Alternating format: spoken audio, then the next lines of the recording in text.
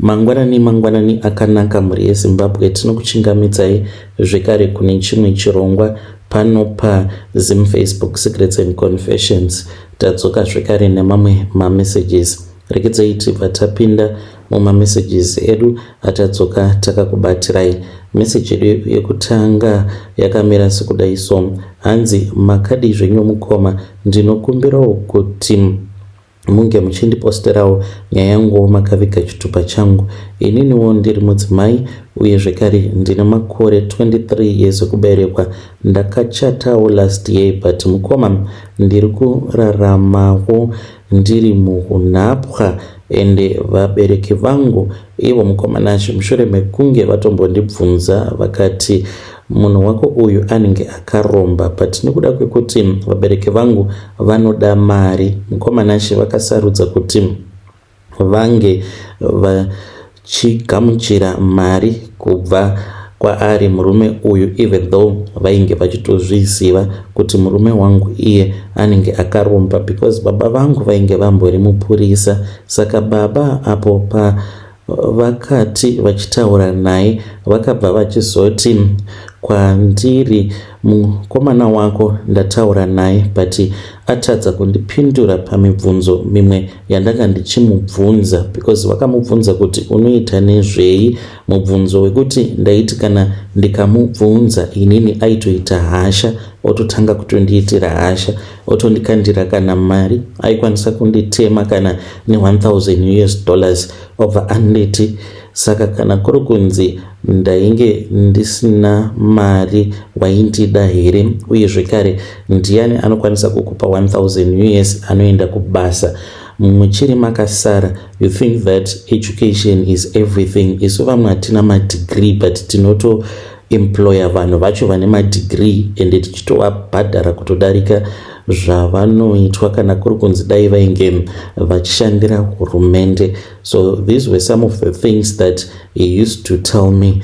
Kunyange paakandipfimba ndakamubvunza kuti unoita nezvei, zvidzidzo zvako wakadzidza kusvika palevel ripi? Mukomanashi he got mad after I had asked him mubvunzo wakadaro, akabva anditi handidi kubvunzwa zvinhu zvisina basa. He was so angry for no reason at all. Saka ipapo mukomanashi ndakabva ndachizongozvidzidzisawo kuti iye semunhu asingadi kubvunzwa haatodi kutobvunzwa kwacho, ndokubva tachizongotanga kungodanana. This was after my friend ati kwandiri, sei uri kuda kungoramba uchingomubvunza kuti anoita nezvei, kana kuri kunzi anokuchengeta, that is all that matters. Haudiwo here kurarama upenyu hwakaita sehwana pokelo wekuti unenge uchirarama uri mumari? I then agreed, ndikabva ndati neniwo ndinoda kurarama upenyu hwakadaro.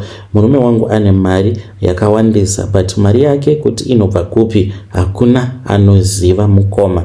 So when I went with him to my dad's house for an introduction, vakati vachitaura nadhedhi, ndipo apo pavakamubvunza kuti saka iwewe unomboita nezvei? Baba vangu vanoti iye akatadza kuvapindura, vakashaya mhinduro yakavagutsa yakabva kwaari, but still after vazonditi but munhu wako uyu anenge akaromba kana kuti imbavha. That is what my father said. Vakanditi it's either munhu wako imbavha kana kuti ing'anga kana kuti akaromba, because atadza kundipindura. Ndanga ndichida kuti ange achindipindura pamibvunzo yandamubvunza. Saka mushure mekunge vabereki vangu vandiudza zvose izvozvo but still havana kuda kuti vange vachiregedza kugamuchira mari yake. Vakati auya vakaigamuchira mari iya, vakandisiya ndikaenda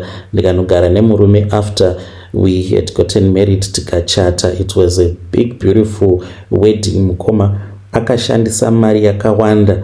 I really do not know kuti mari yacho akashandisa mari because ndiye ainge achiita zvinhu zvake ari ega. Chandaingoziva ndechekuti ndiri kuchata chete but everything mukoma akazviitira zvinhu zvake ari ega. Akaenda kanotenga maring kuItaly ari ega, akanotenga wedding gown. Can you imagine mukoma kuti gauni rangu rakasarudzwa nemurume.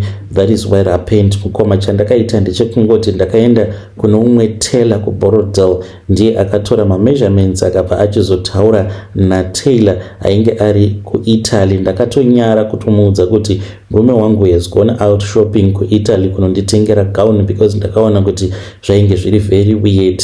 So it was as if tainge tichingoda measurements chete kubva kuna Tailor iye. They communicated. Mukoma gauni rikauya nemurume wangu rings and everything, and ndokubva tachizochata. We then went on our honeymoon. Kune zvakaitika ikoko zvakawanda, tikatobvako takatsamwisana because ndakatomubata atori mune imwe room aine umwe mukadzi. Handizivi kuti vakaita link up sei, but vainge vakatorara vose. I told my friend about this, akanditi zvinowanikwa, all that matters is kana kuri kunzi anenge achingokuchengeta. We then returned back to Zim. Takati tadzoka kunoku kuZimbabwe. We stayed together, everything was okay, painge pasina kana problem. Saka dambudziko riripo mukomanashe nderekuti iye haana hama dzinombomushanyirawo pamba pake. Kunyangwe ndikati ndoda kuti tinge tichimboenda kunoona kana vabereki vako chaivo. Vabereki vake ndakangovaona kahwani mukomanashe musi wemuchato. Vakangonotorwa vabereki vake kumusha vakaunzwa muHarare. Ndakangoti majority yehama dzake dzose dzinogara kumusha kumasvingo uku. Hatina kana any relative inombotishanyira, and mind you ndati pamba pake because kana tikangonetsana anobva andiudza kuti pamba pake, and zvechokwadi pamba pake. Mukoma kana ukaona munhu achiramba achingokuudza kuti pamba pangu, it means kuti panenge pari pake iye ari ega. That is a story for another day. Saka hatina kana any of his relative inombotishanyira. Dzangu hama ndo dzinongouya dzichizotishanyira. I really do not know kuti ndoita zvekuita sei naye murume uyu. Vabereki vangu ivo vanomuda. Izvezvi baba vangu vane project ravari kuda kuti vange vachizoitirwa, iproject rekurima. But I'm scared kuti anokwanisa kuzondichekeresa. Right now I am pregnant Mukoma, but dzimwe nguva ndinokwanisa kuita kana 1 week ndisina kana kumbonzwa mwana achimbotamba. 1 week Mukoma ndinozotoenda kuchipatara. Ndinokwanisa kuti kana ndiri munzira ndichienda kuchipatara mwana ndipo paanotanga kutamba mudumbu. Kana ndikamuudza anongonditi it is okay, maybe the baby is not that active. Chandiri kutya Mukoma ndechekuti zvimwe kuda ndinokwanisa kuzozvara mwana akaremara. Why is it mwana uyu asiri active? Like andina BP, andina stress, zvese zvakarongeka Mukomanashi. But I really do not know kuti sei mwana wangu iye asiri kutamba mudumbu. Ndauyawo pano ndikudawo advice. What am I supposed to do? Ndainge ndichimbofungidzira kuti zvimwe kuda kana kuri kunzi ndikatiza ndoenda hangu kuSouth Africa ndonotanga kushanda, but pekutangira manje handina. Friend yangu akanditi wakapusa iwe, buda hako tipinde isu tichiri nenhamo waguta mari. Tarirawo nekuti izvezvizvi baba vako vava kufamba neLand Cruiser. You must be stupid to leave a man like that. Yes, of course, baba vangu vakanotengerwa Land Cruiser yavari kufamba nayo, yakabva kuSouth Africa Mukoma, new from the box. Apa yakatengwa 2.something million Land Cruiser iyoyo. Saka vabereki vangu vari kuchengetewa, asi mari yemurume wangu handizivi kwainobva. Ndicho chainge chingori chemo changu ichocho chekuti dai ndangoziva hangu kuti mari yake inobva kupi, zvakawanda ndaisazomboita hangu basa nazvo. When you post my story, please tell me. I'll be following through ndiri mucomment section. Hey, vedare ndo message iyo yandakatumidzirwa ichibva kuna vanzvadzi vedu. Ngatizame kuti tinge tichitaura navo mucomment section. Hanzi chimwe chinovavhundutsa ndechekuti hanzi iye aneka ofisi kake pamba. Saka hanzi muofisi umu dzimwe nguva vakapindamo muofisi hanzi vanokwanisa kungoona bhegi, hanzi bhegi iroro rinenge risina chinhu, but vakazodzokera zvekare muofisi imomo vanoona kuti bhegi iroro rinenge razara nemari. Hanzi izvi zvinoitika kunyangwe asipo. Hanzi pane pamwe apo pavainge vari vega vakazotogumisidzira vadhiraivha vakaenda vakanotora maid wavo because vainge vava kutya kuti vange vachigara vari vega. Apa maid vainge vati ange achimboenda kuofa. Hanzi ndakapindamo muofisi ndainge ndichida kaextension, hanzi ndinoshandisa iPhone 12 saka kaextension kandainge ndichida ndekekuti C-type to iPhone 12. Saka hanzi ndakapindamo muofisi. Mushure mekunge ndapinda muofisi vakatora kaextension ndopa vakaona bhegi rered. Hanzi bhegi iri vakatarisa vakaona kuti mainge musina chinhu, then ndokubva vachizoti vachidzokera zvekare imomo muofisi ndopa vakabva vachizoona kuti bhegi riya rainge rafuta. Pavakavhura hanzi ndakavhunduka ndikaona kuti mainge muine mari. Pavakadzokeramo muofisi vainge vachidzosera kaextension nekuti hanzi haadi zvinhu zvake zvinobatwa. Anything that is in the office must stay there in the office. Ndo zvavakaudzwa kuti kana uchida kuti tinge tichiwirirana, everything that is in my office must always stay in my office. Saka hanzi pavakadzosera kaextension ikako ndopa vakabva vachizoona kuti mubhegi mainge muine mari yainge yakawanda. Saka vakashaya kuziva kuti mari iyoyo yakabva kupi. Pamba pavo hanzi panongosvika vanhu vakasiyana siyana including Indians zvekare Nigerians. Saka hameno zvimwe kuda ndo vanhu vakauya nemari ivavo, asi hanzi hana kana business ravanoziva. Zvimwe kuda mabusinesses anoita in secret. Vari kutsvakawo advice. Hanzi handizivi kuti ndoita sei, ndotiza here muZimbabwe nditomboenda kuSouth Africa. Rekedzaitirwa taenda panyedu inotevera. Nyedu inotevera yakamira sekudai so. Hanzi makadi zvenyu mukoma, ndinokumbirawo kuti munge muchindiposterawo nyaya yangu makavigawo chitupa changu. Inini ndauya pano ndiine secret yangu iyo yandiinayo. Secret yangu mukomanashi yakamira sekudai. Ndiri mudzimai uye zvekare ndine makore 31 years kuberekwa. Chandounza pano mukomanashi inhauye kuti ndiri kutsvakawo murume wekufambidzana naye, but ndine zvinondinetsa kubva ndichiri musikana wechidiki. Zvakaitika mukoma ndezvekudai so ndakatanga kudanana nalandlord wepamba patainge tichigara. Saka landlord uyu chakazoita kuti tinge tichizosvika pakudanana yainge iri nhau yekuti aigara achingonetsana nemudzimai wake, aishungurudzwa zvisingaiti nemudzimai wake. Saka ndakazotanga ngomunzwira tsitsi. Paakazondipfimba nekuda kwekuti ndainge ndichimunzwira tsitsi, ndakabva ndachizomubvuma ndokubva tachizotanga zvedu kufambidzana. Saka mushure mekunge tatanga kufambidzana akandikumbira kuti ndisazoita mamwe maboyfriends mukoma. Saka aindipa mari, akazondibatisa mari iyo yainge achiti ainge achida kutanga nayo business because ainge atofunga zvekuti ange achindiroora. Akabva ati iwewe ndichakutsvakira kumwe kwekugara, then kana ndakutsvakira kumwe kwaunenge wava kugara then ndinobva ndachizobva pano tobva tachizotanga kugara twese. Kana kuri kunzika business kedu katinenge tatanga kanenge kabudirira, ainge achida kuti tinge tichiita zvetuckshop nekaflea market. Mari yaakandipa yainge iri $4,000 ndiyo mari yaakandipa mukomanashi. Mushure mekunge andipa mari iyoyo ndainge ndava noumwe mukomana wangu uyo wandainge ndichidanana naye. Iye ainge achitoita kosi yake yemechanics but kutogadzira motikari ainge achitogona. Saka ndakabva ndachizomuudza kuti balance rainge randipa mari because taitoriti balance.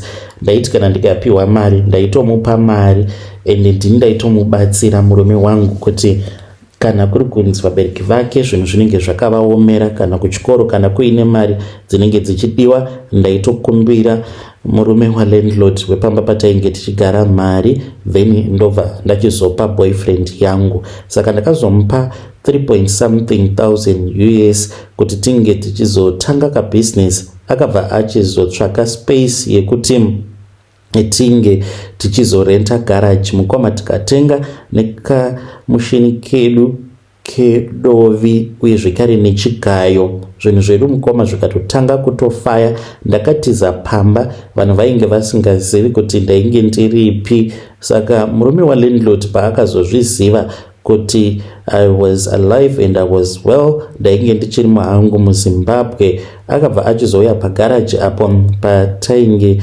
tichishanda nemurume wangu. Akabva achizorohwa nemurume wangu, akamurova zvisingaiti, akamudzinga. Asi chaakasiya ataura mukoma ndechekuti akati iye ainge achida kuti ange achiwana mari yake zvakawanda, ainge asina basa nazvo. Saka takabva tamuudza kuti unopenga. Ndikamuudza kuti kutorara kwawakaita neni ikoko, kurara kwawakaita neni zvakatovharana. Saka akabva anditi it is okay. Akati achibva patainge tiri mukomanashi, ndipo apo paakabva achizocommita suicide, akafa nekuzviuraya. Ndo zvakaitika izvi mukomanashi. Saka kusvika pari nhasi ndiri munhu wekuti ndinotevererwa nemweya wemurume uyu. Handiziviwo kuti ndingazvifambisa sei kana ari semurume wangu. Iye anoti hazvina kana basa, but I think kuti anongoti hazvina basa nekuti haana kana chipoko chaanomboona. Musi wandakaona chipoko mukoma ndakafenda. Ndakati ndichibuda mubhafu ndakatofungidzira kuti ainge ari murume wangu uyo ainge akarara pambedha. Ndikatotaura naye ndikati komabva nguva iko kubasa. Saka akangoramba ari zi mukomanashi. Then ndokubva ndamubvunza zvekare ndikabva ndati komabva nguva iko kubasa, akaramba zvake ari zi. Saka pandakati ndichinomufukura ndo pandakabva ndaona kutoti ainge atori munhu ainge akatorara zvake akatarisa mudenga. Ndakavhunduka mukomanashi when I saw that. Akabva anditi ko problem yako ndeyei? Apa chainge chiri chipoko, mufunge zvenyu, chitori chipoko chemurume uyo wandainge ndichimbodanana naye akazozviuraya. Apa ainge aine makonye ainge achimufamba muviri wake wose, achidyiwa kumeso. Akanditi kudambudziko rako nderei? Wakandidyira mari yangu ukandiramba, iko zvinozvifuta hauchadi kuti ndige ndichizorora murugare. Ndakangokwanisa kungoridza mhere chete mukoma, ndikabva ndatofenta. Ndakazotomuka ndizive kuti after how many hours ndichingomuka murume wangu achisvika pamba. Ndikamuudza zvose zvainge zvaitika. Takabva tachizoenda pamba pevamwe madzibaba. Madzibaba ava vakazotibatsira mukoma, vakativakira munamato. Kubvawo ipapo zvikabva zvachizomboita senani. But dambudziko iri ndikati riri kunyanya kuafekta inini stereki. Ndokusaka murume wangu achiita sekunge asina basa nazvo, nekuti dai kwanga kuri kunzi ainge achimboonawo chipoko chemurume uyu, zvimwe kuda aikwanisa kutora action, but haana action yakawanda yaanotora because zviri kuafekta inini. Iye kusaidi kwake anokwanisa kungoti dzimwe nguva kana akarara anongorota achiitwa bonde nemunhurume, but izvi hazviitike each and every day. Anoti kana akarota achiitwa bonde noumwe munhurume, ndipo apo paanozoita kana mazuva, anoita mazuva murume wangu asingakwanisi kana kurara neni. When you post my story, please tell me, ndichange ndichizotevererawo ndiri mucomment section. Vedare ndo message iyo yandakatumidzirwa ichibva kuna vanzvadzi vedu. Zvakangooma hazvo vedu wei, hanzi ndiri kunetswa nechipoko chalandlord, vari kutsvaka advice. Let us try to give a advice in the comment section. Zvakangooma hazvo vedu wei. $4,000 hanzi ainge akati chitsvaka kwekugara, then tobva taona kuti tingatangira papi. Apa vaishungurudzwa nemudzimai wavo. pakaipa ngatizamei kuti tinge tichitaura navo vanzvadzi vedu ava mucomment section. Hanzi handizivi kuti ndoita sei, hanzi ndikurarama ndichitya, hanzi ndinenge ndichitya kuti zvimwe kuda kana kuri kunzi ndikasara ndiri ndega pamba ndinokwanisa kuona chipoko chake. Saka hanzi pese panenge paine murume wangu ndipo pandinenge ndiri. Vanhu vanofungidzira kuti rudo, but kutotya chipoko chalandlord. Pakaipa. Let us try to speak with him in the comment section. Tisati taenda panyaya yedu inotevera, kana kuri kunzi uri kushandisa app yedu yeTrenza, check out the link in the comment section and update your dating application. Now mava kukwanisa kubloka vanhu vamusingafariri, uye zvekare takagadzirisa zviya zvamainge muchichema nazvo zvekuti hamusi kukwanisa kuramba muchitsvaka vanhu. iri kukasika yati the people around you are finished. Munoda kuramba muchitsvaka kusvika mawana munhu wamunenge muchida, kunyange mukaskipa. You want to go back and to see if the person is the right person for you. So now please you can update your Trenza date. Regaiti vataenda panyedu inotevera. Nyedu inotevera yakamera sekudai so. Hanzi makadi zvenyu mukoma, ndinokumbirawo kuti munge muchindiposterawo nyaya yangu makavikawo chitupa changu. Ininiwo ndakati ndiine 25 years ndainge ndichiitawo basa rekutengesa muviri wangu. Ndakabva ndachizoenda ndoumwe murume uyo akandikecha kuAvondale. Murume uyo ainge akaromba, he was a headmaster. Saka takati tasvika pamba pake, wainge uri usiku, ndikabva ndaona kuti ainge achigara ega. Akabva achizondipa a lingerie set, akabva anditi ndige ndichipfeka that lingerie set. Ndakaita saizvozvo. Then akabva achizoti kwandiri ainge achida kuti ndinge ndichitambisa mazamu ake, sikarudzi yake iri pakati pemazamu angu. Saka iye ainge akagara pakauchi, inini ndakaita zvekupfugama ndiri pakati pemakumbo ake ndichitamba nayo. Saka akabva achizondisvipira mate pahuma pangu mushure mekunge andibvunza kuti mari ndinoida here. Ndikati hongu mari ndinoida. Akanditi can you do anything for money? Ndikabva ndati hongu I can do anything for money. Akabva anditi usavhunduka, akandisvipira pahuma pangu. Mushure mekunge andisvipira pahuma,